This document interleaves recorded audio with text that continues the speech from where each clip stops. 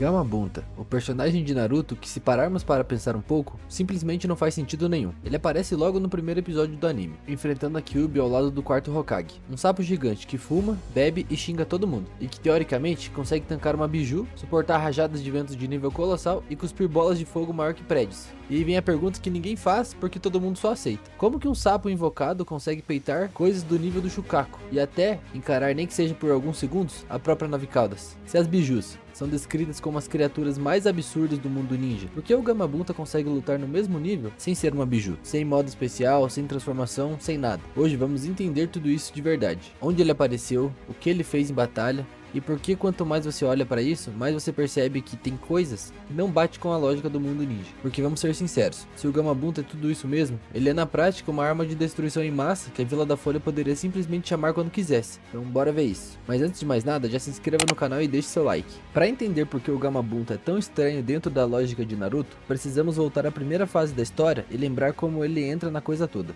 Primeiro, escala. Antes do Gamabunta aparecer de verdade, já tínhamos visto invocações, tipo os cães do Kakashi ou aquele sapo que o Jiraiya usa quando ele aparece espiando o banho das mulheres. Mas nada que chegasse perto do que ia acontecer. O Gamabunta não é um animal ninja. Ele é literalmente do tamanho de um prédio, oficialmente mais de 30 metros de altura. E isso já puxa outra coisa importante. Ele não é tratado como algo impossível ou lendário, ele é tratado como quase um recurso, algo que você pode chamar se tiver chakra o suficiente. É como se existisse um botão de emergência máxima que você pode apertar, invocar o chefe dos sapos do Monte Myoboku. Só que tem um detalhe aqui que deixa tudo mais bizarro. Tecnicamente, o Naruto só conseguiu porque o Jiraiya forçou ele a liberar o chakra da Kyuubi. Ok, mas ainda assim, olha a exigência. Para trazer o Gamabunta, você precisa de uma quantidade anormal de chakra. Não é técnica, não é estilo, nem refinamento. É pura força bruta de chakra. Isso já coloca o Gamabunta em outra categoria. Ele não é só grande, ele é caro. Ele é um alto custo de chakra. E em Naruto, tudo que gasta chakra absurdo, normalmente é algo que pode matar. Agora, segura isso e vamos para a luta que muda tudo. Naruto vs Gaara. Gaara, já parcialmente transformado no Shukaku, já era um monstro. Sasuke com o Sharingan Shidori quase morreu tentando lidar com isso. Naruto sozinho começou a segurar o Gaara no soco usando um exército de clones. Até aí beleza. Só que quando o Gaara termina a transformação e vira o Shukaku completo, aquela criatura gigante de areia, tudo acabou. A diferença de nível naquele momento era ridícula. Era basicamente um ninja comum versus uma biju. E aí que entra o Gamabunta. Naruto invoca o sapo-chefe e o que acontece depois é um crime contra a hierarquia de poder que a série tem. O Gamabunta parte para cima do Shukaku e por alguns minutos segura a biju sozinho. Ou seja, um sapo invocado segurando o Shukaku. Ele corta o braço do Shukaku como se fosse uma luta corpo a corpo normal. Ele pula, gira, usa a espada gigante, cospe projétil de água em escala absurda, trocando rajadas de jutsus com uma besta de cauda feita de areia. Isso não é só louco em termos de destruição, floresta explodindo, árvores voando, mas tem outra implicação. Ninguém parece chocado. Ninguém ali olha e fala: cara, isso é quase impossível. Todo mundo trata a invocação como normal. E depois no Shippuden, as bijus viram praticamente armas nucleares ambulantes. Cada uma com nome, rabo numerado, ranking de ameaça, bijudama, política internacional, Akatsuki caçando, vilas entrando em pânico. Só que no exame Chunin já tinha um bicho ali do tamanho de um prédio peitando um hospedeiro de uma biju, e esse bicho era aliado da Folha, e ninguém estava atrás dele. E agora vem uma questão: se o Gamabunta consegue segurar o Shukaku, por que a Vila da Areia achou que usar o Gaara seria uma vantagem militar absurda contra Konoha? Porque pensa na situação: Areia e a Folha estavam em guerra.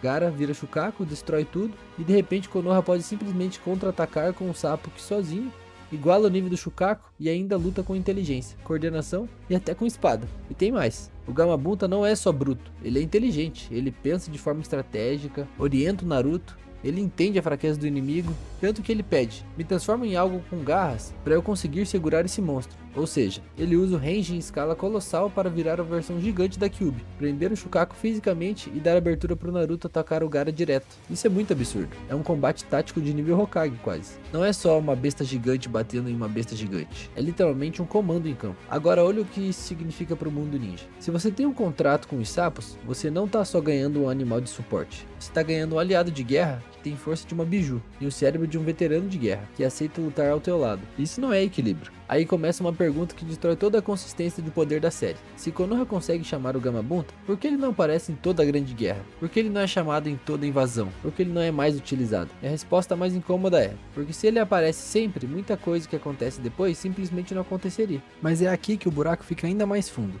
Porque o Gamabunta não desafia só a lógica de poder do mundo ninja. Ele contradiz o próprio enredo do Kishimoto. Depois da luta contra o Shukaku, o sapo praticamente desapareceu por um tempo, e quando ele volta é naquele confronto lendário, Jiraiya vs Orochimaru, com Tsunade no meio. É o embate dos 3 lendários Sannin. E de novo, Gamabunta tá lá, e dessa vez ele mostra que o problema não é só o tamanho, é o que ele faz com esse tamanho. Enquanto Orochimaru invoca Manda, uma cobra gigantesca, ágil e imortal, e Tsunade traz Katsuyu, o Jiraiya puxa o Gamabunta para completar o equilíbrio das 3 invocações lendárias. Só que quando você olha para a luta com atenção, percebe uma coisa: não há equilíbrio nenhum. Gamabunta cospe uma bola de fogo combinada com o óleo do Jiraiya que cobre metade do campo de batalha. O ataque é tão grande que chega a eclipsar o próprio corpo dele. O Manda, que é uma das cobras mais rápidas e perigosas da série, só sobrevive porque se enterra no chão usando uma substituição em cadeia. Se não fosse isso, teria sido queimado vivo. Isso significa que o poder de destruição do Gamabunta é, em termos visuais e de impacto, comparável ao de um Jutsu nível Kage. Ele consegue afetar um campo inteiro de batalha e resistir a golpes diretos de criaturas equivalentes aos maiores monstros do mundo ninja. E mesmo assim, o Jiraiya fala como se ele fosse só um aliado, não uma entidade divina. Ou seja, pra Konoha, isso é rotina, mas aí que tá a chave. Quando ele chega no arco de Pain, tudo muda. Durante a invasão de Pain na Vila da Folha, o Naruto aparece em modo sábio e quem vem junto com ele? Gamabunta, Gamaken e o Gamahiro, a trindade do Monte Myoboku. Eles enfrentam as invocações do caminho animal, criaturas grotescas, bizarras e até conseguem equilibrar por um tempo. Gamabunta segura o ataque do rinoceronte gigante, bloqueia projéteis de invocações demoníacas, usa a língua para desviar Naruto de golpes fatais. Tudo parece indicar que ele continua no mesmo patamar de antes. Só que aí vem o Shinra Tensei. Pain, quase sem esforço, usa a repulsão gravitacional dele e simplesmente joga os 3 sapos para quilômetros de distância. E não é o Shinra Tensei colossal que destrói a vila inteira. É um casual, um empurrão básico. E mesmo assim, os 3 são jogados no chão, para fora do campo de batalha como se fossem brinquedos. E aí que a inconsistência explode. Como é que um ser que aguentou o Shukaku, uma biju, não resiste nem a um empurrão casual do Pain? Se fosse o Shinra Tensei gigante, beleza, mas não. É um ataque comum, aquele com 5 segundos de recarga. Isso revela o problema maior. O Gamabunta é um personagem que existe em função da narrativa do momento. Quando o enredo precisa de uma luta épica e visualmente insana, ele vira uma divindade anfíbia que enfrenta Biju no braço. Quando o enredo precisa mostrar o poder absoluto de um vilão, ele vira um peso morto, um coadjuvante descartável. E o que é mais curioso é que parece que o próprio Kishimoto percebeu isso.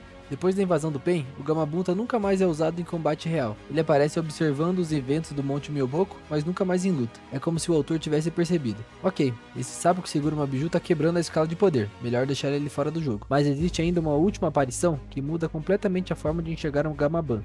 E ela acontece antes de tudo isso. Lá atrás, na noite que Naruto nasceu, a cena em que Minato encara a Kyuubi. E o que percebemos é que o Gamabunta também estava lá. E aí é a cena que é algo que muda completamente o jeito de entender o poder dele. E talvez prove que por alguns segundos, sim, ele foi mais forte que a Kyuubi. Naquela noite em que tudo começou, o ataque da Kyuubi à Vila da Folha, o Minato estava lutando contra o tempo.